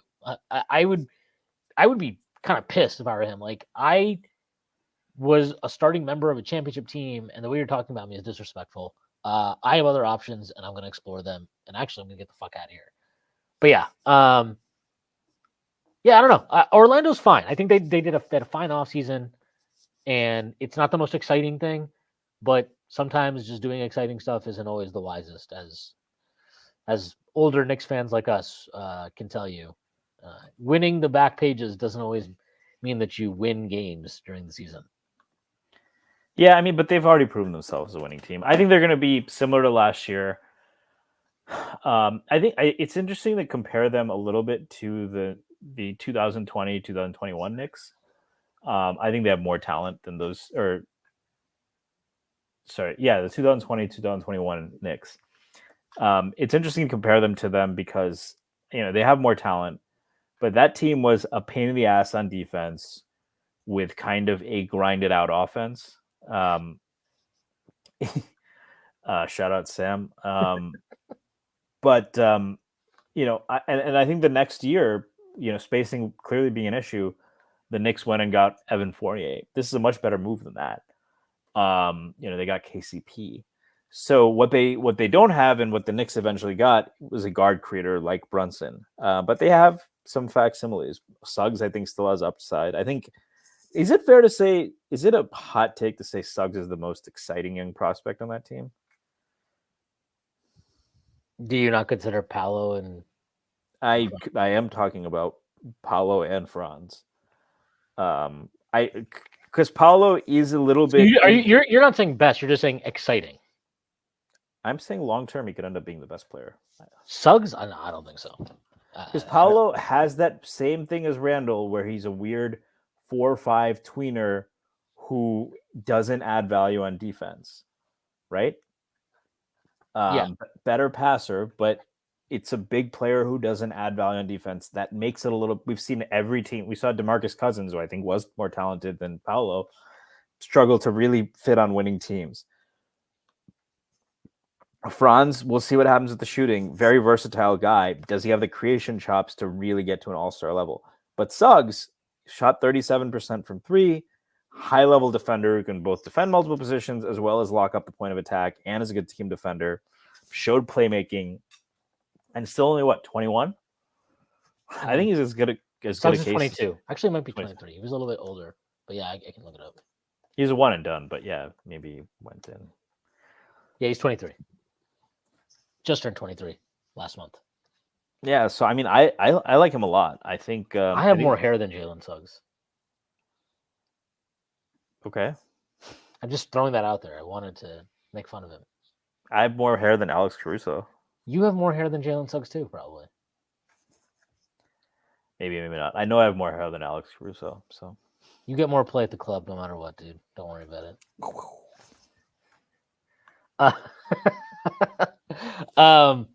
Yeah, I don't know. I think Paolo is. He's weird. His impact stuff has not been great early in the NBA, but then you watch them during the playoffs, and you're like, he's the only guy that can create a shot right now. I don't know what to do with that. I think he's really talented, though. He's a very there's definitely upside to be had with him, and I mean, I would take him over Jalen Suggs personally. I do like Jalen Suggs, but I don't really see much shot creation upside there with him long term. And Franz, I just like better than him anyway. But if you were just talking about who's Suggs does play in a very there's a physicality to how he plays that I think is very eye catching at times. So I there think is I buy the creation more than you. I think that's the difference. Yeah, probably. He definitely likes getting to the rim when he can put his head down. I just don't really believe that he can do that at a high level. Maybe I'm wrong. We'll see. Won't be the first time. So here's another. So Jordan also posted this. The Kings are interested in signing DeMar DeRozan per Woj. DeRozan is seeking 20 to 25 million annually on his next contract. I'm sorry. I think DeMar DeRozan seems like a really good guy. I've never been interested in this game, and I think if I was, you'd be a terrible fit for them. I don't want to take the ball out of De'Aaron Fox's hands to give DeRozan. He'd just be a terrible fit. Like they're already a weak defensive team, and you're going to add DeMar DeRozan at 20 to 25 million or something. Like I call bullshit, man. I can't. Maybe I'm wrong. Well, I mean, the Kings have not always. They lost Herter, right? No, Herter's still on the roster. But was it Chicago that was trying to sign him? He's still under contract. There were rumors that Chicago might be interested in trading for him. Can they do a sign and trade for DeRozan for Herter? I would not do that if I was Sacramento. They could. Yeah, they could. Yeah, I mean, what do you think they're going to do? Because they're in that interesting spot. They're building around a five who's not a good defensive player. I kind of think they're fucked with this roster construction. Not fucked, but they're just capped. Like, this is why I thought last year they should have been aggressive and trying to maybe to trade for Porzingis, because if there's the type of big who could give you obviously the necessary spacing you want so that you can use Sabonis in the way they like to use him, while also providing defensive cover for him, he would be one of those type of guys. Jaren Jackson Jr. would be another. He obviously is not going to be available to them, not anytime soon anyway. They're not fucked, but I think they're pretty capped with how far they can push the ceiling of this team. And again, they just don't have. They really need Keegan Murray to pop. That's what they really need. If he pops, then maybe it changes their outlook. But I like Monk. I think he's a good player, but he's not the long-term backcourt partner next to De'Aaron Fox that you ultimately need, right? Like, you need somebody who's stronger defensively. And, if you're and, I know that Monk wasn't a starter last year. I wonder if he will be this season. We don't know, but we'll see. I don't know. I don't love what they have going on, mostly because I just don't think the ceiling of this group is very high. And really, I felt like they rushed to extend Sabonis at a time they didn't really need to. And I wonder if they already somewhat regret that. Yeah, I mean, there aren't a whole lot of. I mean, I think a guy like Deuce would be very interesting next to Fox, but they did draft Evan Carter. They drafted Evan Carter, but he's a little smaller, isn't he? Carter's 6'3". Yeah, so I mean, you'd be hoping he can guard ones and twos. They traded Davion Mitchell. That didn't work the way they had hoped it to eventually. But I think Keegan Murray is good, but he's not that wing lockdown guy, right? And he did take some strides defensively, but yes, he's not like a lockdown defender. No, I think he's a solid defender, right? But you probably want if you're playing Sabonis at the 5, you need someone like a Bridges or an OG, to be honest. Well, there's a reason they were interested in OG. They were very interested in OG. So they need someone like that, right? Like a guy who can an eraser, right? And I don't know. I mean, I'm happy the Knicks got there. I'm happy the Knicks got a couple from what it looks like. Yeah, I mean, there just doesn't seem to be a lot of moves they can make. Just sad because it was fun to watch them get good. I still think they're going to be a fun team. Fox and Sabonis are outstanding players, but they're just being, especially in the West, the way it is. It's just a tough spot to be in right now. Yeah, there's just so much. There's so many teams that are better positioned than them, and I think that's what makes it tough. But like, look, being able to keep Monk was huge. I think he would have gotten bigger offers on the open market if he had chosen to test it out. He obviously didn't. I think it's cool that he didn't because he's obviously close with Fox, right? He's close with Fox. He's bounced around the league, so he knows that the grass is not always greener. And him and Mike Brown seem to have a pretty good relationship as well. So it's cool to like see him value that. Unlike the traitor Isaiah Hartenstein, just kidding. But yeah, I'm a little bit down on them. I think that the West has been interesting. Outside of OKC, I'm not sure. I think any other team got significantly better. Dallas got Clay and Najee Marshall. They did get Clay and Najee Marshall. I agree. So you do not think they got better? I think if they got better, it's by less of a margin than the way people are talking about it. And I think getting Clay is the reason I'm mostly not as bullish on what they've done. Like if they had just not gotten Clay, I would have been like, oh, okay. I like this. Do you think that makes them worse? Because I mean, they struggled to make threes out of the corner. So between Marshall and Clay, they did pretty well. I mean, I think losing Josh Green is less than ideal, but I don't know. Josh Green to me doesn't matter. Grimes, I think I'd be surprised if he plays worse than he did last year. I don't even think it's possible to be as bad as he was last year. I think that was a good buy low for them. They were also able to dump Hardaway's contract, which is nice. Najee Marshall is fine. I don't dislike him. I personally would rather have brought back Derrick Jones Jr. I think he was important to their team, and he had an elite skill with the way he's able to defend one-on-one, and it gives them lineup flexibility. And I don't think Najee Marshall is as impactful as him in those ways, even though he shot a nice percentage from three. He shot it at very low volume, so I don't know how much to take away from that. And then, look, I don't like the Clay business at all. I think they went overboard with that. You paid him a 3-year, $50 million contract. That means he's basically guaranteed to start. I'm sorry. I don't love having Luka, Kyrie, Clay, and Daniel Gafford as 4 of my 5 starters. I think that's a pretty poorly balanced group on the defensive end. And I think they're kind of slow from 1 to 3 on the defensive end. And that would worry me because as useful and as helpful as Gafford was for them, he's not like a great defensive anchor. I thought Derrick Jones Jr. helped knit a lot of that stuff together that, after the All-Star break and after the trade deadline specifically, they were one of the best defensive teams in the league. They were obviously great defensively throughout the playoffs. I don't know. I don't like this rather drastic makeover that they undertook this offseason. And it wasn't expected.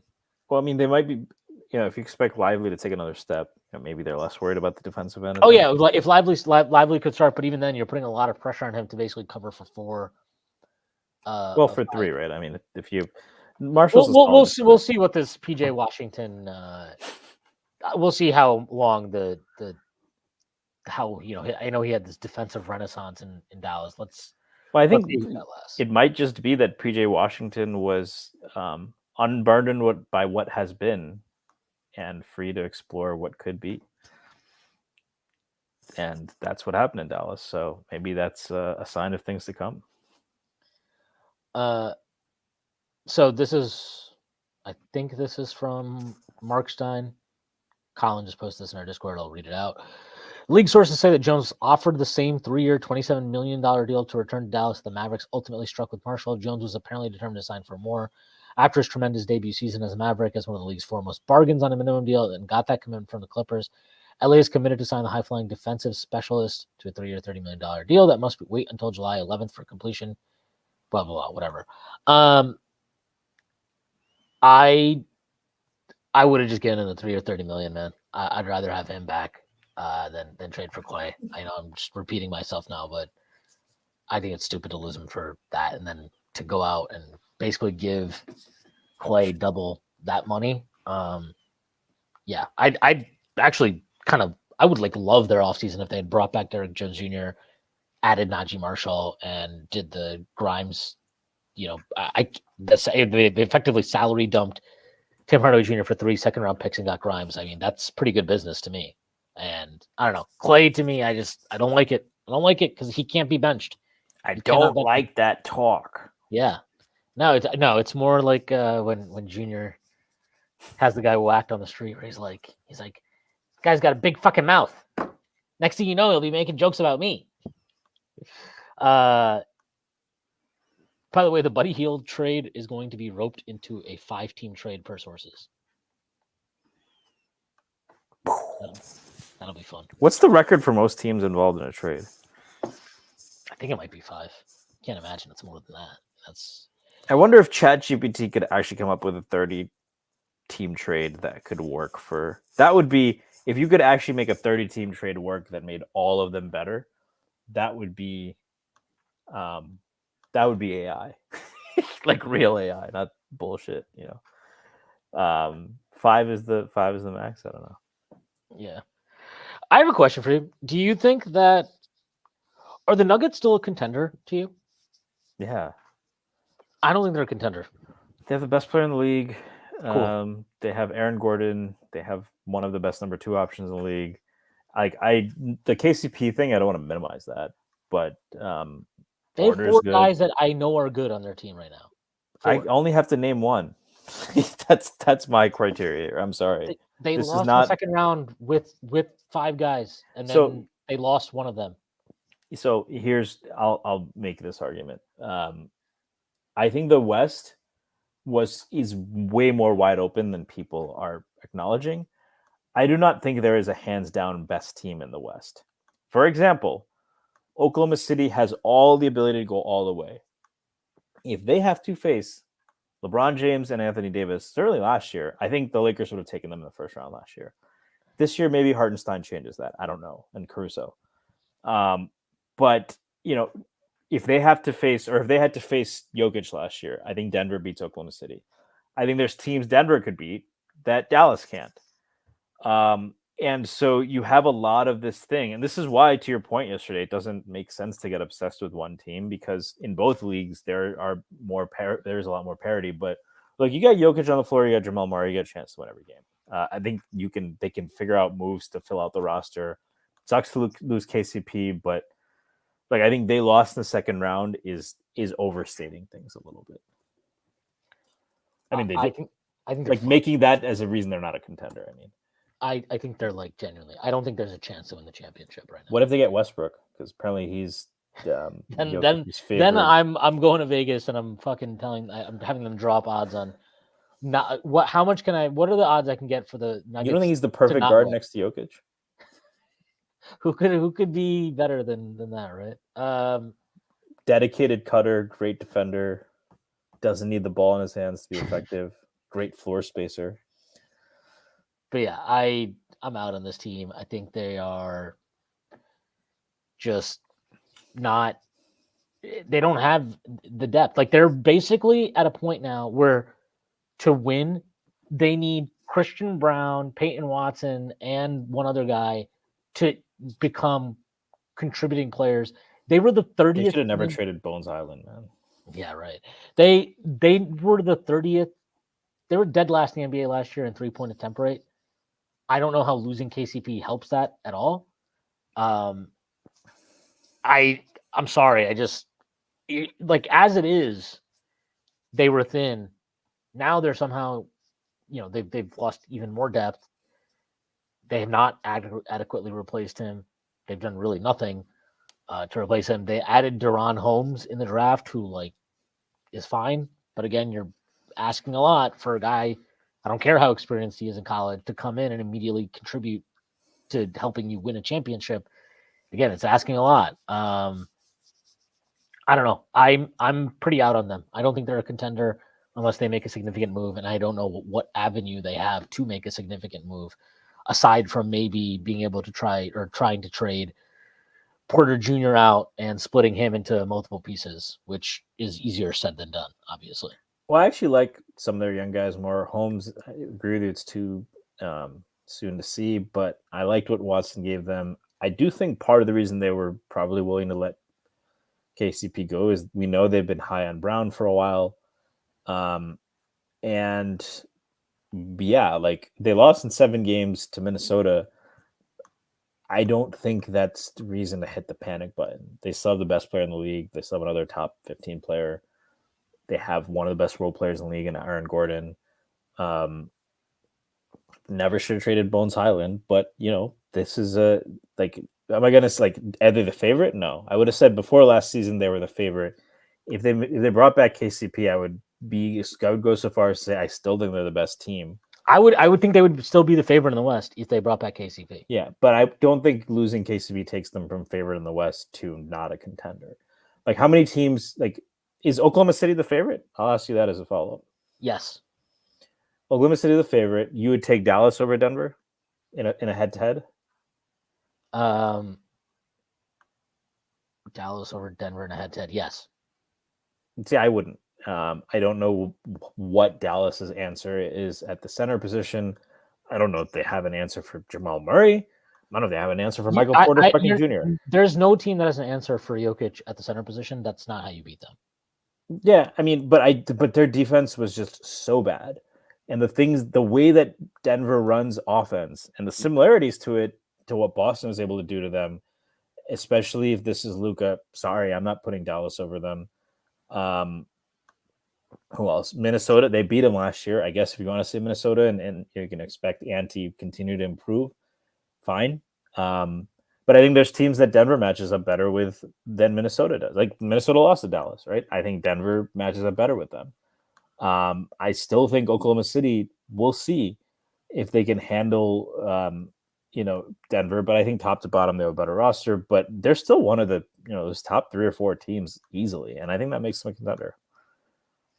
I can't see them going through 4 rounds of the playoffs and winning with this.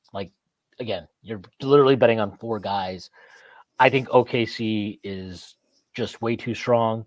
I would imagine that Jalen Williams and Chet make leaps. Maybe not giant. They don't even need to make substantial leaps, right? They just need to continue improvement. If they just have steady progress. And then you added Caruso and Hartenstein, didn't give up anything to get them. Cason Wallace is a guy that you would expect to be more consistent, better. They got rid of the worst fucking player on the team to get Caruso, so that's great.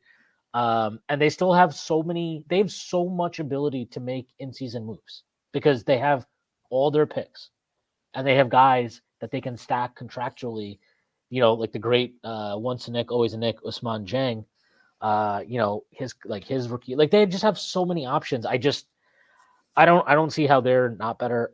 Minnesota's interesting to me because they lost pieces. They lost some pieces, but then I'm not sure if they're better or worse or whatever, but I would think they're better. Anthony Edwards should get better. Jaden McDaniels should get better. I don't see Cat falling. Cat's not going to fall off a cliff. He's in his prime. Conley, I guess there's risk potential for him to decline and fall off a cliff. Gobert, obviously a chance he could decline. I don't think he'll fall off a cliff, but there's a chance he could decline. What did you think of Dillingham? Because I think Dillingham is kind of like the wild card here, where if he comes in and he can just be a dynamic shot creator, ball handler off the bench, that gives them something they just did not have at all last year. I think it'll matter a lot in the regular season. It'll help them kind of reduce the load on Anthony Edwards. He's a young guy, so probably not a huge concern. But you reduce the... Yeah, I saw that. Shout out, Sam.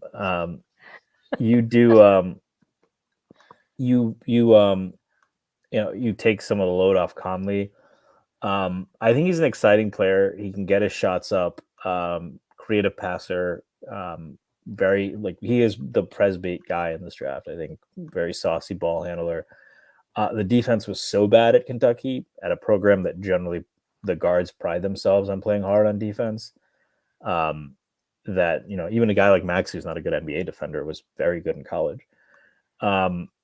It's I don't know that he can give them heavy minutes in the playoffs, but certainly an exciting sixth man. And they paid a premium to get him, but he's one of the top players in this draft and really advanced offensive package for his age. Do you think he's a guy that can come in and make an impact right away, or are you a little bit skeptical of that? Like I said, in the regular season, I think he'll have some explosive performances. We saw it a little bit with Jaden Hardy last year before the Mavs traded for Kyrie. I think he can be that kind of guy. I think he can get up shots. I think especially if he gets a ball handler like Conley to help, steady him, or Edwards if he gets the minutes with him. He can shoot, dribble, pass, and drive. I think in the regular season he can make an impact. Not a rookie of the year, but like a 9 or 10 point guy in a few minutes a game. In 15, 20 minutes a game. I don't think that's out of the question. I think in the playoffs his minutes are going to go close to zero though, because he just will not be able to hold up on defense. So yes, positive impact certainly in the regular season. Probably a year or two away, and a lot of coaching from being able to stay on the floor in the playoffs. Did you like that trade for them? Like, because they had to give up a 2030 swap and a 2031 unprotected to get that 8th pick. Yeah, I don't mind that, because I think they're still going to be like. Do they expect to have Anthony Edwards in the roster then? Then I don't think the swap or the pick is going to be that high, right? So I think it's good for San Antonio to realize that, with San Antonio, I was watching with a buddy who was just very out on Stephen Castle, which I get. So I get you would not like San Antonio's draft. They had 4 and 8. They could have had 2 impact players. And I think that's a fair question as well. It's like San Antonio seems to be making a lot of moves with the future in mind, which makes sense when your franchise star is 20, but also he's not a typical franchise star even, which is crazy. It's just a crazy phrase to say, but he isn't. He is very advanced. Within a year or two, he might be an MVP level player. So it's interesting that they haven't tried to accelerate the timeline. They're rumored to be interested in DeRozan, which I don't know how much that helps them with Wemby. So I was a little surprised that they kind of punted on that pick, but this draft wasn't great. They feel like, stack up assets for the future for when you do want to make a big move. I think it could end up being a win-win, but I also don't think it's 2 firsts to move up, or it's a first and a swap to move up, which is a steep price to pay in a weak draft, but you have Anthony Edwards, so you're probably not going to be picking very high in those years. Yeah, I thought it was a good trade for both teams. I kind of like the idea. Like, so I have to be. I don't know enough about any of these prospects in the draft to feel strongly about, like, should the Spurs have drafted Dillingham or somebody else that was available versus what they chose to do. But I like the idea of, if you didn't love who was available there. And the rumor was they really liked Tijan Salon, who went 6th. I know Prez does not like him. I'm just telling you what the rumor was, that they really liked Tijan Salon, who went 6th. And then once he was off the board, they decided, okay, let's move out.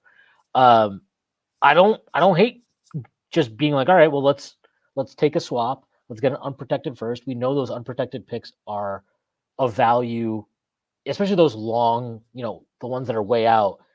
There's always there's a high variance to them. So, it's hard enough projecting out like 1 year, 2 years, 3 years in the NBA, let alone 7. So, Murphy's Law, anything that can happen will happen. So you never know what that could turn into. I like having that option so that you have kind of picks to deal if you're trying to get pieces for the future. And let's look at they've been rumored to be a team that, maybe would be interested in Lauri Markkanen. What do you think Ainge would value more? Rob Dillingham or a swap and an unprotected first from Minnesota 7 years down the line?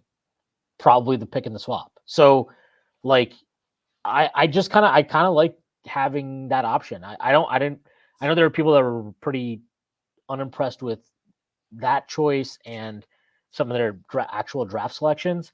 I can't speak to the draft selections. I can just say that I like that kind of, it's like interesting arbitrage, right? Where you're like, do you, how to kind of maximize the value of picks is an interesting thing, and how teams go about it. So I thought that was an interesting choice. I definitely did. Yeah, I mean, I think I could see the reasoning for both of it, but I think if you're relying, again, I'll emphasize, Dillingham will have to improve a lot on defense to really give the upside of that. But I think it's fair to say you take the offense that he brings, especially in this draft, and figure out a way to make it work. And they do have some quality defenders to surround him with. One thing I did want to talk about before we get out of here. You scared of Philly? No, I'm not scared of Philly.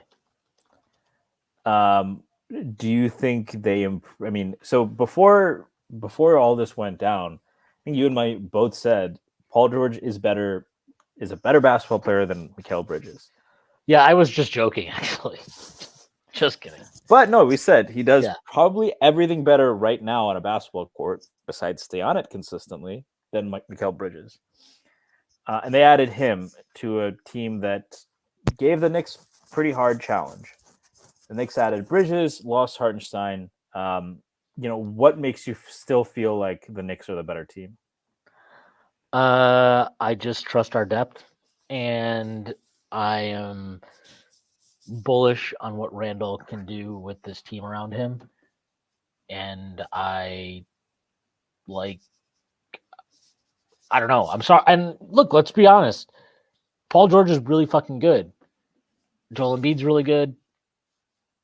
They're both guys that very likely could be injured by the time the playoffs come around. It's not unrealistic. They don't have any depth. So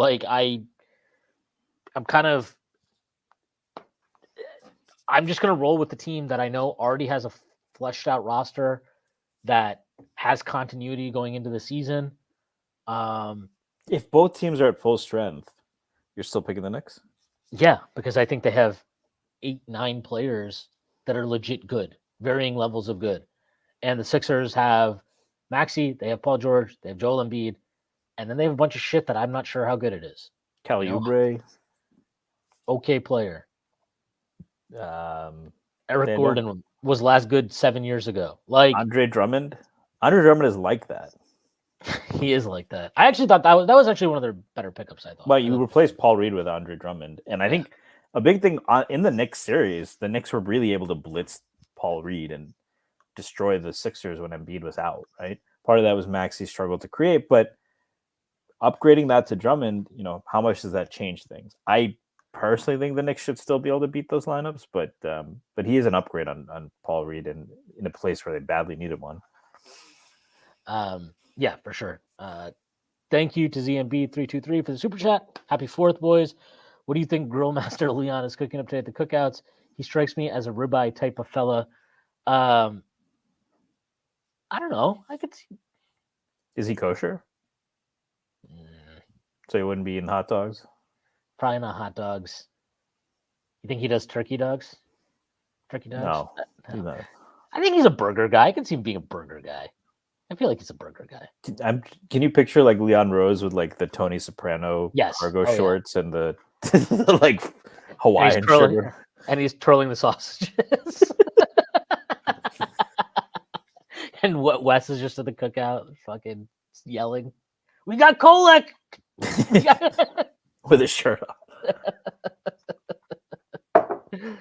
off. Yeah, no, I mean, I feel like he's a burger guy. I don't know. He could be a sausage guy though too, right? He could get some kielbasa on there, maybe. That's not kosher, is it? Kielbasa is. I don't think it's pork sausage. Oh, okay. I'm pretty sure it's beef.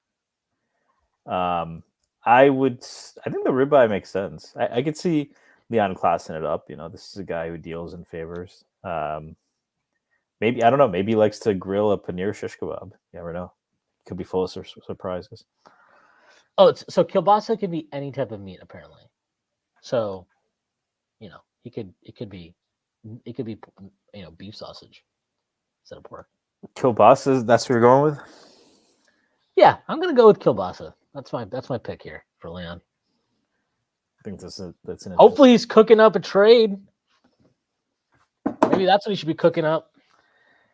Maybe he's asleep. Is he asleep or does he have the chef hat on? That's what we got. He's got the chef hat on for sure. Oh yeah, yeah. I think if Leon's at a cookout, especially if he's hosting the cookout, I think he's like got the whole, the whole fucking setup going, right? Like he's got the hat, he's got the apron, he's loaded. Do you think he has like a little the beer kind of like the koozie for it, or do you think he just holds up with the bottle? Yeah, he's definitely a koozie guy. All right, we're done. This is when we know it's time to get out of there. Oh yeah, they do have McCain too. Jared McCain, the Sixers. Do you like Jared McCain? The last time Jay McCain was prominent in an election year, he lost. So that should tell you all. No, I like Jared McCain. I actually liked him a lot on the draft. I think he's a very Perrin type pick. Very skilled guard offensively. I think in a playoff series he gets picked on defense. But that was a good pick. Yeah, I didn't watch him at all in college, but yeah. Oh yeah, by the way, CP the franchise tweeted it out. Mikal Bridges press conference on Tuesday. Achiuwa says, "Y'all think Leon talks to the presser on Tuesday?" Absolutely not. Absolutely not. Zero chance. Do you think if he talked to the press, we would have kept Hartenstein? Like, do you think Hartenstein left to protest those, or do you think it was the Terrytown facility? They'll probably do it at MSG, I would think, because they did. No, I'm saying, do you think Hartenstein left because he was tired of schlepping it to Terrytown? Yeah, that's probably the biggest reason. I've heard Oklahoma City has a lot of cultural variety to offer that New York doesn't either. So I imagine that was appealing to him. That and making $21 million. That's just a side. The money is not the most important thing. Can you put a price on driving to Terrytown? Actually, you can. It's called gas and. Yeah, you could, and you got to pay the toll on the West Side Highway, so there's that too. Yeah, you can avoid that. Go up FDR. Yeah, you can. Yeah, you can avoid it if you want to do that. You can. What is it? The 125th Street Bridge, right? You got to take that. Yeah. Well, no, going north, you don't even have to do that. Just go up. Yeah, north you don't. Yeah, north you don't. But I'm saying coming down. Yeah, you have to go to 125th. Yeah. All right, so I think this is a good place to end it. Now that we're talking about how to avoid fucking tolls going into New York City. Stacy, let people know where they can find you and plug anything you'd like to plug. You can find me at StacyPatton89, and I'll plug all the great content at the Strickland. Awesome. Yeah, I have nothing to plug, so definitely check out all the stuff that we've been putting out. Prez has done a lot of great work. Miranda's done a lot of great work. So give all of it a read. It's definitely worth your time. I hope everybody enjoys the rest of their fourth. Thank you to everybody that rocked with us in here for the live stream. Thank you for the super chats. Appreciate it. Your support is, it is very much appreciated. Thank you to our sponsor, BetOnline. That is our show for today. Again, everybody enjoy the rest of your fourth. Enjoy the rest of your week. And I will see you on Sunday, Monday. I don't know. Maybe the next time the Knicks make a consequential move, which may be sooner than later. We will see. But yes, enjoy the rest of your holiday. Peace.